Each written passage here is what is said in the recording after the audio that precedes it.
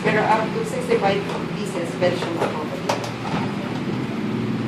Eh, pero malaman kung tama yung paglagay, i-test mo lang na katulad yan, hindi tama. Dapat tumulog siya. Then, ipinatin lang yung cap test. Lumabas yung cap test. Hindi na yun. Okay na yun. Kasi isi-set natin according to flavor na to.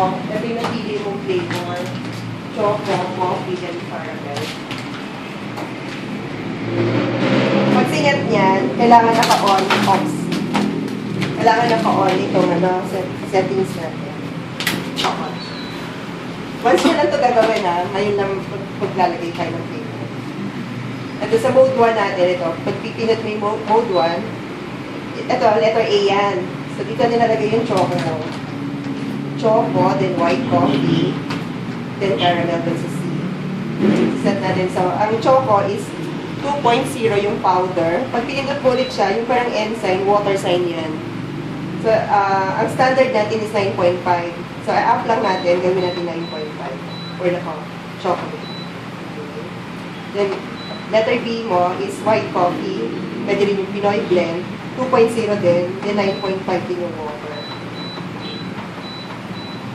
And letter C, caramel naman. 1.7 na ang caramel. Down naman. Then, up sa water. Okay, dahil na tayo sa mode 1. Then mode 2 naman, yung price. Ito. 1 is equals to 5 pesos. Ito, pwede nyo rin ito kasi ito yung taasan eh. Depende sa location na pagdadala nyo. Kung air condition siya or sa supermarket, pwede siyang 2 equals dalawang 5 pesos so 10 pesos. Or pwede nyo rin siyang i-0. Free, yung iba dinodonate, yung iba naman pinaparent. So yan yun. Para hindi na sila maghulog ng 5 pesos. Pero since magbibenta tayo, 1 lang. 1.5 peso for coffee, choco, etc.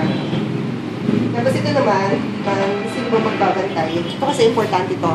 Yung letter number 3, inventory. Dito nyo makikita kung ilan ay nabenta ng choco, coffee, at saka caramel.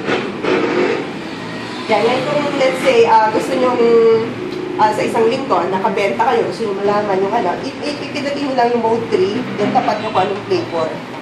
0-0 pa dahil hindi talaga gamit eh. Tapos kung sakali naman itong i-reset nyo, pwede rin long press lang. Yung una lang. Or for each. For okay. each. Tapos, next, yung mode 4 natin, automatic caps yan. Pagka nagulog ka ng 5 pesos, babagsak ang caps.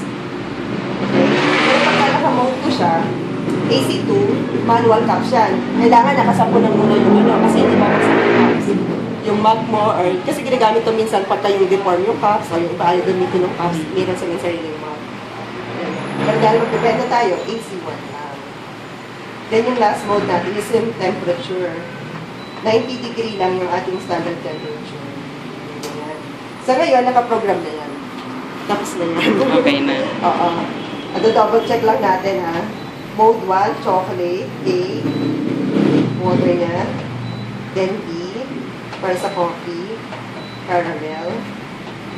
Mode 2 is price, 1.5 peso for choco, coffee, and then caramel.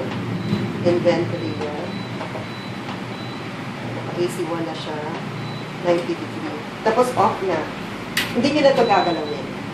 Okay? Unless magpapalit kayo ng flavor. Let's say yung caramel, palitan natin ng mocha. Ang mocha kasi is 2.0. So, i-up mo lang. Pero since let's say, puro yan yung mabili sa inyong flavor, refill na lang kayo ng refill. Wala na kayong refill na tayo. Hindi nababagoy yung settings. Unless gusto nyo makita yung inventory. Babalik ka lang sa i-on mo, then mode 3 lang. Tapos lahat naman yun nasa manual, tapos ito na yung pinaka-summarize. Okay. O, yan lang. I-ano mo muna, tapos